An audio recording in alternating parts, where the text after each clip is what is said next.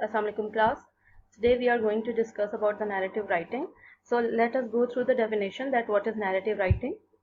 The narrative writing is a story containing specific elements that work together to create interest for not only the author but also to the reader. This type of writing makes the reader feel as if he or she were part of the story, as if it was being told directly to him or her. In narration means to say to narrate any story to anyone to make it in the form of real or to make it interesting for the reader.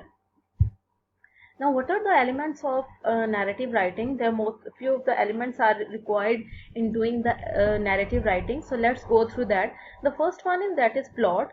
In this plot, we go through with 5W and 1H. That is the who, what, where, when, why, and how outline that gives the narrative direction. Like we are going through that how that event happened, what happened, where happened, when happened, why happened, and how it was happened.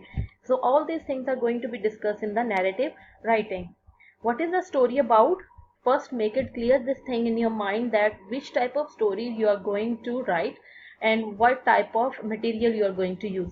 Even events unfold as they happen, like side by side you are going to unfold the events that are going to be going to happen in the story, the frame of the narrative.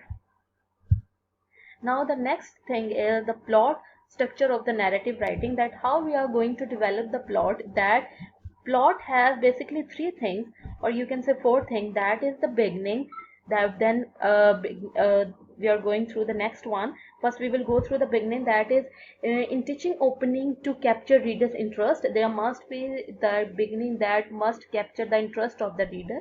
Then there must be the setting. You are going to reveal the setting here in the beginning, and then there must be the main character that should be introduced, and you are going to use the conflict represented here. Now the next thing is that is going to be the middle, that is the next part of the plot structure, that what is going to be added in middle. In middle the characters attempt to resolve conflict or problem, means say like if you are going to make any story, so side by side you are going to tell that how the characters are going to do in the story.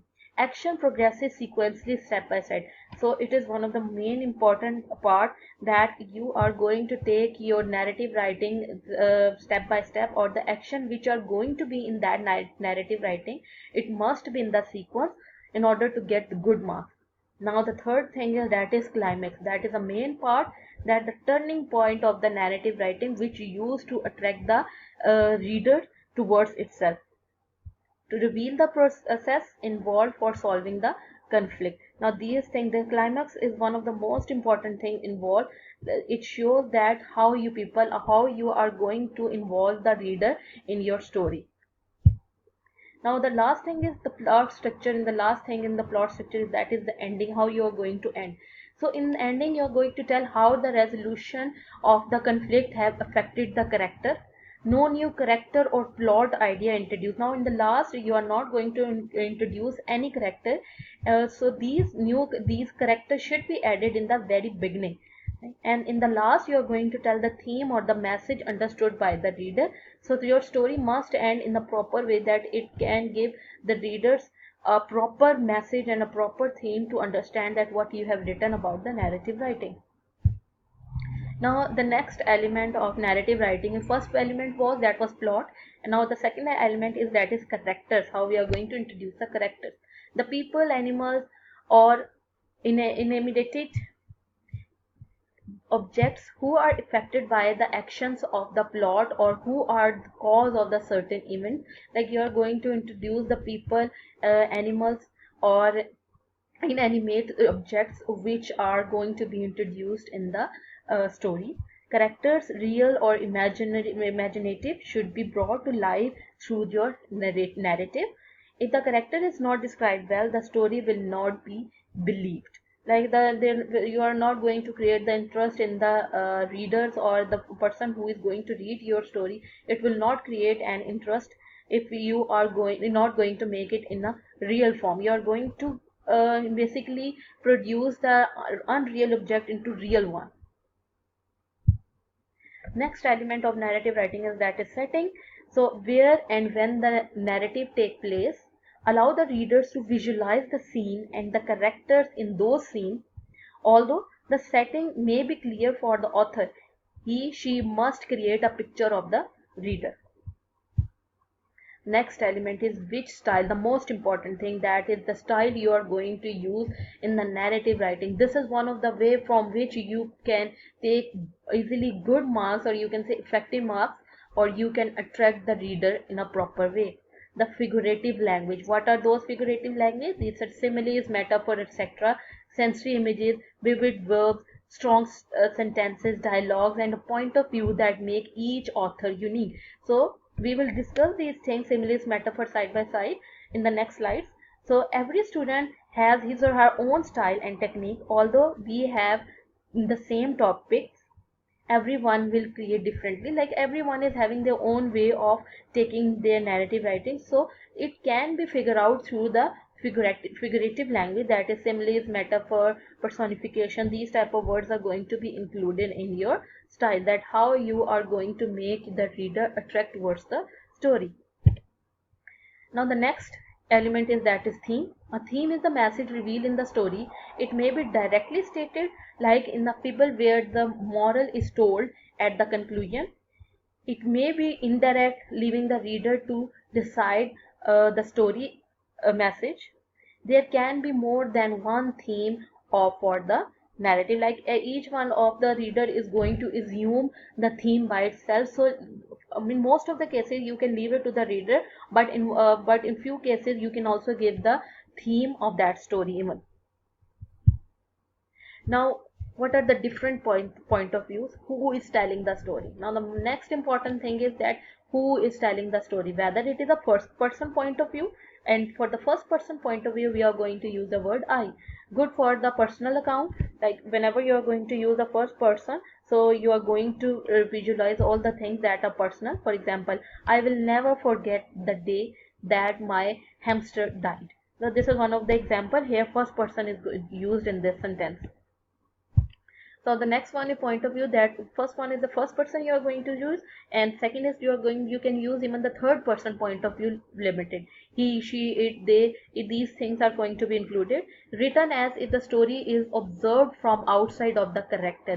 Now here it means that a narrative writing can be a story which you are seeing outside from the character, and there you can use he, she, it even. Reader must guess the feelings of the character by the action and words. For example, he pounded his fist against the wall and screamed, "Let me out." Now, third person point of view. Now here what we are going to use, that narrator can write about the thoughts and feeling of all the characters. For example, she called him a liar, though she knew he was telling the truth. Now in the previous I told you that there are 5 W and 1 H that is going to be used in your narrative writing. That is one of the way to make it in the form of questioning, like answering the 5 W and H questions provide the basic info needed to begin a story, that is who, where, why, what, when, how. Now who will be the narrative, where will the narrative take place, why will the character do what they do, what is the narrative about, when will the events happen, and how will the conflict be resolved. Now next thing is that is sensory images, as we have discussed this in the previous slide, that we are going to use the sensory images, that is the use of 5 senses. Using the 5 senses when writing a narrative helps the reader picture and feel what is going on. Now describe what you see, hear, taste, touch and smell to make the reader become involved in the story. Sensory images are basically hearing, hear, taste, see, touch and smell. These are 5 sensory images. Now next thing is figurative language. What is figurative language? It is the use of descriptive words that bring your reader into the story. Now which are those figurative language? Let us go through that. Now the first one is that is simile. A simile is a comparison between two unlike things using like or as. For example, her smile was so wide it looked like a piano keyboard. Now it resembles, they are basically pointing out her smile with the piano keyboard. He was as sick as a dog. Now they are basically making a comparison between a boy who is as sick as a dog. So in similes we use the word like or as. These type of words are going to be used in order to make the comparison between two unlike things. Next one is metaphors. Metaphor directly compares two unlike things without using like or as. In similes, we have read that we use the word like and as, but here we are not going to use the word alike and as. For example, the boy was a golden knight. Now here we are not going to use like or as. They have compared that boy with the golden knight, protecting his little sister from the fire-breathing dragon that lives in the sandbox. In the next slide, in the figurative language which we are going to use in the narrative writing, that is personification. Personification assigns human characteristics and traits to non-human objects. For example, the pencil fought furiously with the razor, battling over question number 3. Now it doesn't mean that pencil is going to fight with the razor. So they are just personifying the pencil that is basically fighting furiously with the razor. So it is not in the form of real object, like it is non-human object. Here they are going to basically assign human characteristics and traits of non-human objects. Now in the last slide we are going to discuss about hyperbole. Hyperbole is the use of gross exaggeration to describe something that could never happen in the real life.